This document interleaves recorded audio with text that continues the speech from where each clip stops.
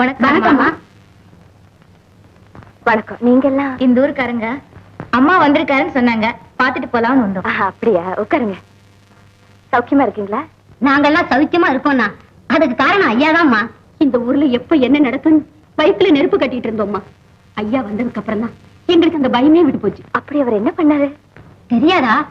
இந்த ஊரையே ஆட்டி படைச்ச நாட்டாமைய உண்டு இல்லைன்னு பண்ணிட்டாரம்மா. இதுல நான் தான்மா துரதிருஷ்டசாலி. ஒரு மாசத்துக்கு முன்னாடி வந்திருந்தாருன்னா நான் என் கணவரை எழுந்திருக்க மாட்டேன். என்னைக்கு இந்த விதவ கோலத்துல இருக்க மாட்டேன். நான் கொடுத்து வைக்கலாமா? 100 வயசு ஐயாவே வந்துட்டாரு. வணக்கம் ஐயா. ஓ, இவரைத்தான் சொன்னீங்களா? இவர் என் வீட்டுக்காரருக்கு சிநேகிதர். இப்ப ஒரு கேம்புக்கு போறாரு. அப்படியா? என்னமோ எங்க நல்ல நேரத்துக்கு தான் வந்திருக்காரு. அப்போ நாங்க போயிட்டு வரோம்மா. வாங்க.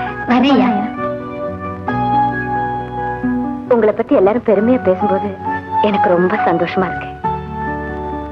இருந்தாலும் நீங்க இந்த முரடனோட சண்டை போட்டது. ஆமாமா, அவன் இருக்காரு. அவனை பத்தி நீங்க ஒண்ணும் சொல்ல வேண்டாம். அந்த விதவை சொன்னதுல இருந்து அவன் எப்பேற்பட்டவன்னு நான் தெரிஞ்சுக்கிட்டேன். ஒரு சுமங்கலியோட மாங்கல்யத்தை பறிக்கிறவன் கொலபாதகனா தான் இருப்பான். அவனுக்கெல்லாம் மன்னிப்பே கிடையாது. அவன் விஷயத்துல நீங்க கொஞ்சம் ஜாக்கிரதையா இருங்க. நீங்க கவலையே படாதீங்க, நான் பாத்துக்கிறேன். நீ உங்க குடும்பம் ஒத்தாசை இருக்கிறதுக்கு. ஓ, பேசுறத பார்த்தா எனக்கு ஒத்தாசைய கூட்டிட்டு வந்த மாதிரி தெரியலையே. அப்படியெல்லாம் ஒண்ணு இல்ல. இருந்தாலும் தப்பு இல்ல. அவர் ஊர்ல இருந்து வரட்டும், முறைப்படி பேசி கல்யாணத்தை முடிச்சுக்கோ. சந்தோஷம் தானே? பேசிட்டு இருங்க, எனக்கு கொஞ்சம் வேலை இருக்கு. கௌரி, அந்த அம்மா சொன்ன மாதிரி நான் கொல்ல பாத்துக்கண்டா. எனக்கு மன்னிப்பே கிடையாது.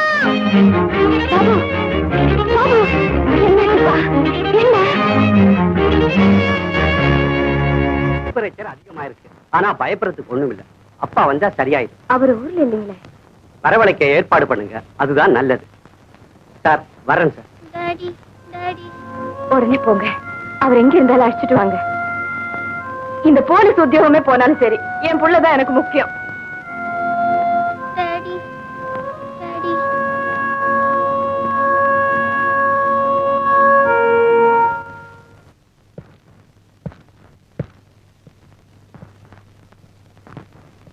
நில்லுங்க. என்ன இதெல்லாம்? ஒண்ணும் இல்ல, 2 பேரும் தான் விழுந்து புடுங்கிடுச்சு, வேற ஒண்ணும் இல்ல.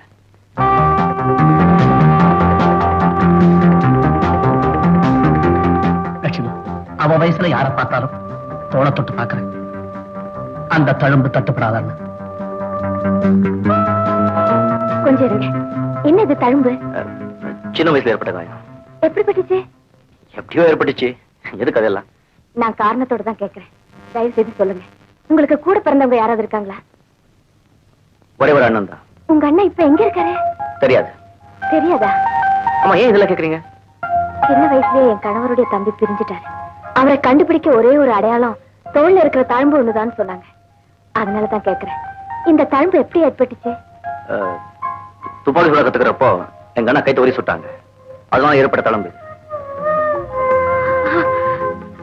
சந்தேகமே இல்ல, நீங்க தான் அவர் தம்பி. என்ன சொல்றீங்க? இந்த தழும்புக்கு நீங்க சொன்ன அதே காரணத்தை தான் அவரு சொன்னாரு. இவ்வளவு நாள் உங்களை சந்திக்கத்தான் அவர் துடியா துடிச்சிட்டு இருந்தாரு. இவ்வளவு நாள் ஒன்னா இருந்தீங்களே, ஒருத்தருக்கு ஒருத்தர் தெரிஞ்சுக்காம போயிட்டீங்களே. பாபு, பாபு, பாபு,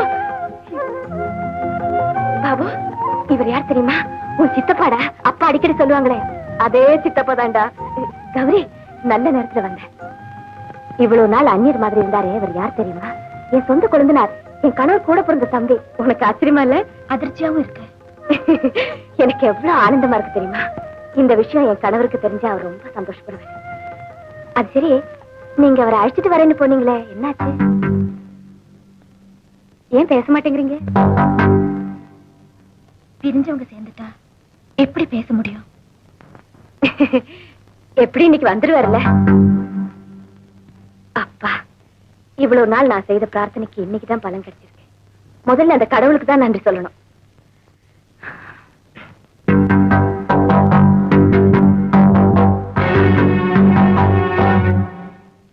கௌரி, என் கூட பிறந்த அண்ணனை நான் கொண்டுட்டேன்.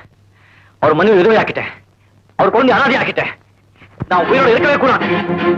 வேணாங்க, உங்க அண்ணன் நீங்க கொன்னது தெரியாம செஞ்ச தப்பு. இப்ப அவர் மனைவியை குழந்தைய அனாதைய விட்டுட்டு நீங்க சாக நினைக்கிறது தெரிஞ்சு செய்யற தப்பு.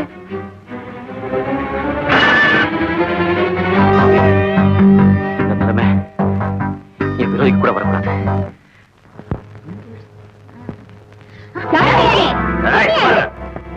கைய விடு. எவனவன உன் கையை பிடிக்கும் போது உன்னை நான் பிடிக்க கூடாது. இவங்களை யாரை நினைச்சு இப்படி எல்லாம் பேசுறீங்க?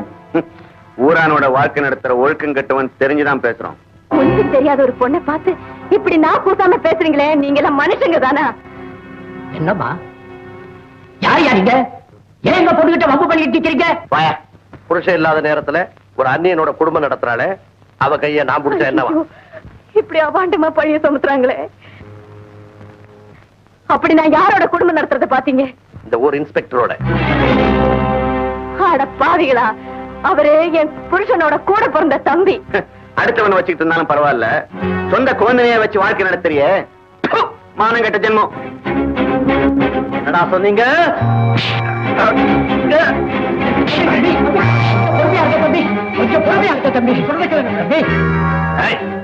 நடக்கிற உண்மையை தாண்டா சொன்னோம், இல்லன்னு உன்னால சொல்ல முடியுமா? பொறுமை, பொறுமையா இருங்க இன்ஸ்பெக்டர், பொறுமையா இருங்க. இவர் எனக்கு விரோதி தான். இவரோட ஒழுக்கத்தையும் பண்பையும் பத்தி நான் உயர்வா நினைக்கிறேன். இவங்களை பத்தி தரக்குறைவா பேசினதுக்கு நீங்க மன்னிப்பு கேட்கல, உங்களை வெட்டி புதைச்சிடும். நாங்க எப்பவே மன்னிப்பு கேட்கிறோம். ஆனா இந்த அம்மா புருஷனை உடனே இங்க கொண்டு வந்து சொல்லுங்க. அவ்வளவுதானே இன்ஸ்பெக்டர்? இந்த அம்மா புருஷன் இப்ப எங்க இருக்காருன்னு சொல்லுங்க, நானே ஆள் அனுப்பி வரவழைக்கிறேன். இவ்வளவு நடந்ததுக்கு அப்புறமும் ஏன் பேசாம இருக்கிறீங்க? அவர் எங்க இருக்காருன்னு இவங்களுக்கு சொல்லுங்க. அவனால சொல்ல முடியாது. ஏன்னா உன் புருஷனை கொலை செய்ததே அவன் தான். அது மட்டும் இல்ல, இவன் ஒரு கொள்ளைக்காரன். இந்த ஊர் இன்ஸ்பெக்டர் உடுப்ப மாத்திட்டு உங்களை எல்லாரையும் இத்தனை நாளா ஏமாத்திட்டு இருக்கான். இல்ல, இது போய் அநியாயம். என் புருஷனை இவர் கொண்டு இருக்கவும் முடியாது, இந்த ஊரை ஏமாத்தி இருக்கவும் முடியாது. எதுக்காகவும் இவர் மேல இப்படி ஒரு பழி சுமத்துறீங்க? அப்படின்னா உன் புருஷனுக்கு அடுத்த இவர் சொல்ல வேண்டியதானே? சொல்லுங்க, அவர் எங்க இருக்காருன்னு சொல்லுங்க. இப்பவே நானே அவரை அழைச்சிட்டு வந்து இத்தனை பேருக்கு உண்மையை புரிய வைக்கிறேன்.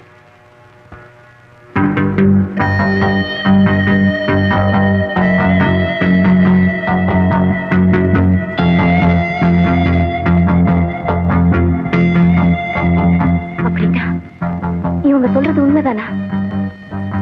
நீங்க கொலைகாரனா? உங்க கையாலேயே என் கணவரை கொலை செஞ்சீங்களா?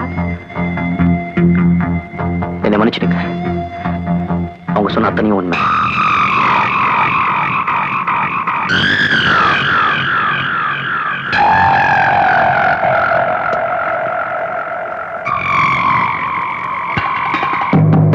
அம்மாவை டாக்டர் வீட்டு குத்திட்டு போங்க. பாபு,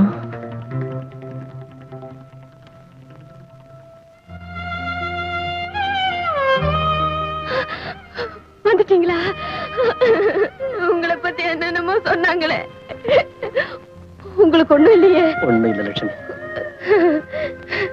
எங்க இவர் யார் தெரியுமா? உங்க தம்பி. பாக்கணும் பாக்கணும்னு இவ்வளவு நாள் துடிச்சிட்டு இருந்தீங்களே, அவரேதான். தெரியல லட்சுமி. கோபி, நான் அன்னைக்கு ரயில்ல இருந்து விழுந்து அடிபட்டு ஆஸ்பத்திரியில் இருந்தப்போ நீங்க இன்ஸ்பெக்டரா நடிக்கிற விவரத்தை சிஐடி ஆபீசர் கந்தசாமி மூலமா தெரிஞ்சுக்கிட்டேன். கந்தசுவாமி சிஐடி ஆபீசரா?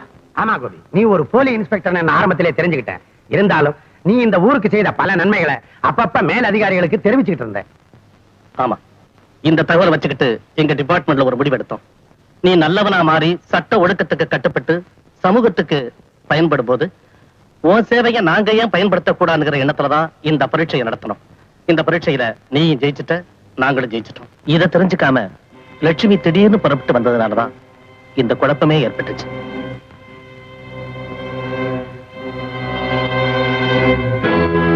கோபி, உன்னை சட்ட விரோதியா சந்திக்காம ஒரு நல்ல மனிதனா பாக்குறதுல நான் ரொம்ப பெருமைப்படுறேன். ஆனா ஒரு போலீஸ் அதிகாரியா நான் என் கடமையை செய்யறேன்.